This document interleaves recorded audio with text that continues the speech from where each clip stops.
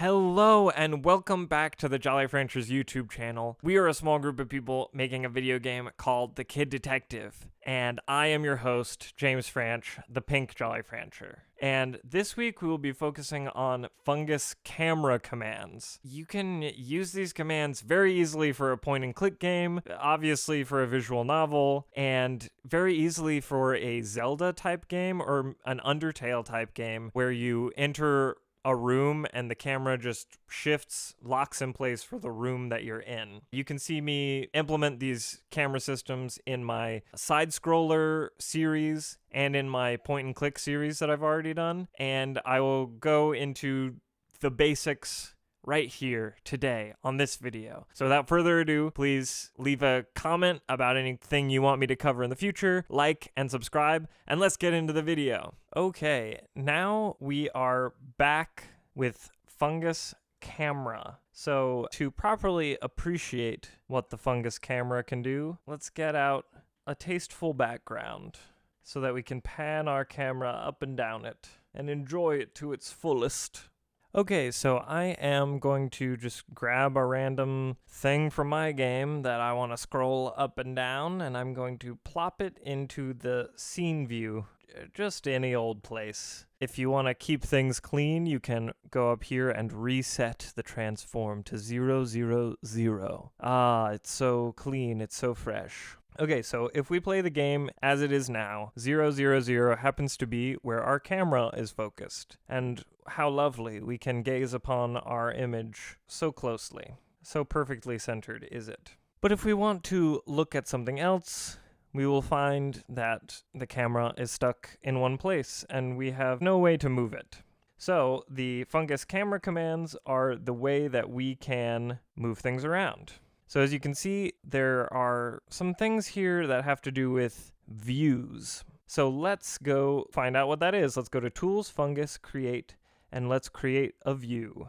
I'm just going to go ahead and title this view number 1, and let's go to our scene view to see where our view is. If you've ever clicked this gizmos thing, it turns off your ability to see the view and see other helpful things like it. And so here's my view. If we use our move tool and we move it to the side, we can see here that our view is a 4x3 box, which the makers of Fungus designed for mobile, and the outside is 16:9, which is the most common resolution for screens. And so between the two of those, if your game fits into both of them, then it could fit on 99% of screens people have access to, people play games on. We are going to want our view to first focus over here.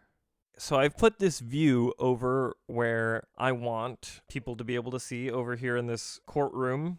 And if I want to have player be able to look over there, I can go to camera and I can move to a view. I can go ahead and drag the view in here. It will move as fast as the duration amount that you put in, whatever you see fit. If you want a nice slow pan, you can do that. So let's see move to view in action.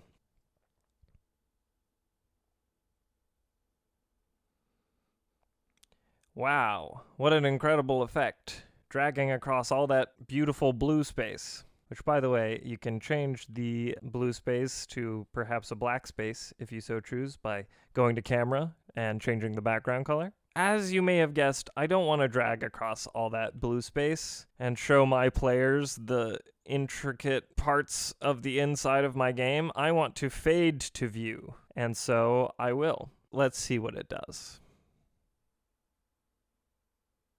Wow, what a beautiful and elegant fade. You can change the fade color, which I think is very interesting. I'm going to change it to red just to see what that looks like.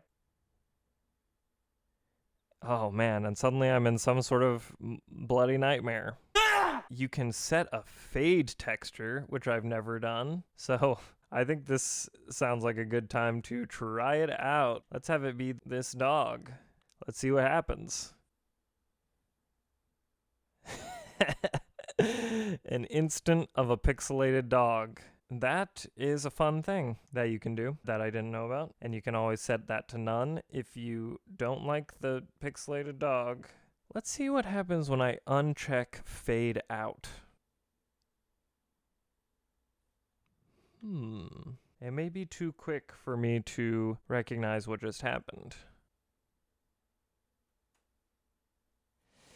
Okay, so that's interesting. If you uncheck fade out, it doesn't fade out. It goes straight to black or whatever fade color or texture you choose, and then it fades in on your new view. So that's very interesting. So the full screen command, I'm not sure if this will work inside the editor, but if you go to File and Build and Run your game, then you can have a command in the middle of your game that changes your game from like a full screen game suddenly to a windowed game, which I think is interesting. And toggle will just change it from one to the other. If it's full screen, it'll go to windowed, and if it's windowed, sort of like this is windowed. And if I had the toggle command go, then we would all of a sudden go to full screen. So that's what this command does. Now, fade screen allows you to fade without toggling which view you're going to. So if I just wanted to fade the screen over the face of this child in that room, then I could. And I could fade back in by setting the target alpha to 0. We can see what that looks like. We fade out, and we fade back in. Likewise, you can set the target alpha to a fractional number and just have a darker scene if you want.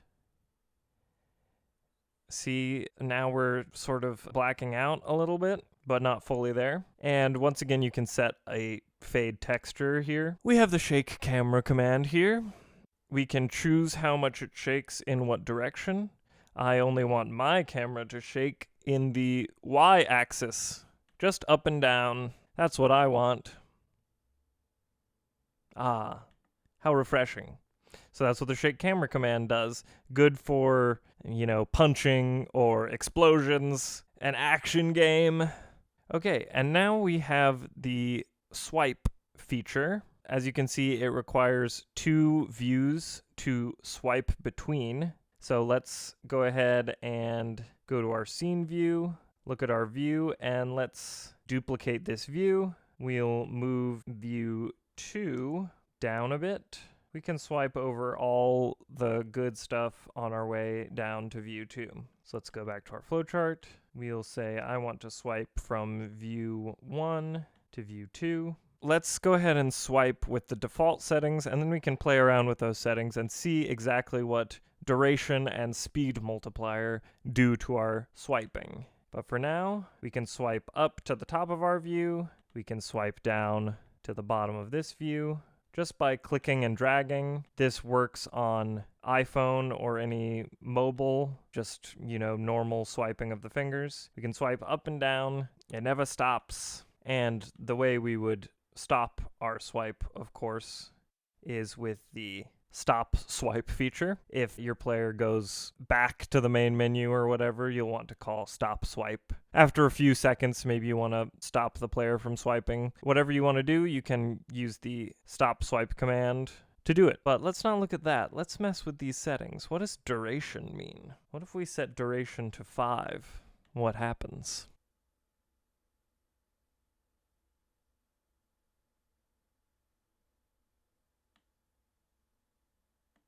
Okay, so when we set the duration, that is the speed at which we will travel to view number 1 in order to start the swipe. So let's go ahead and see what speed multiplier does.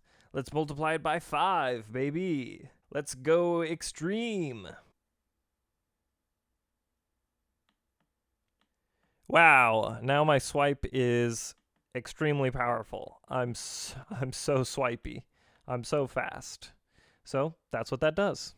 Okay, those were the Fungus camera commands. You can use that fade screen command to do like thunder shocks, lightning shocks, flash the camera. Oh boy. And so thank you for sticking around. And if you stuck around this far, please comment and leave a like and tell your friends to subscribe. And we have a podcast where we tell stories, me and my brother and my sister and my brother's friends, who are now my friends. And you're now my friends. So I love you.